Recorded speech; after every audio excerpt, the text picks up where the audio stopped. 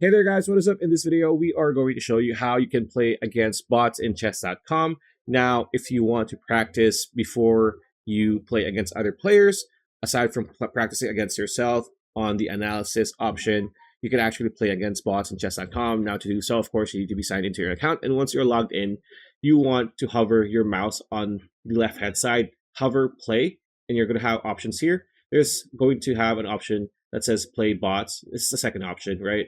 Click play bots, and you're going to be brought to a chess board here where you can choose whatever bot you want, right?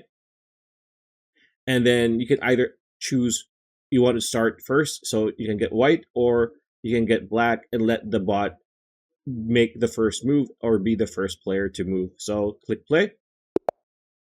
As you can see, the bot does that. I just match it, right? So I'm just playing against a bot. So this is pretty much how you do it. You can actually have different bots you can play against. And if you are in the Diamond membership, if you're subscribed to a membership in chess.com, you can unlock all the bots from the easiest, from pretty much this one to the hardest. So pretty much it. That's a video. Hope you liked it. Like, comment, share, subscribe, ring that bell icon. We'll see you on the next video.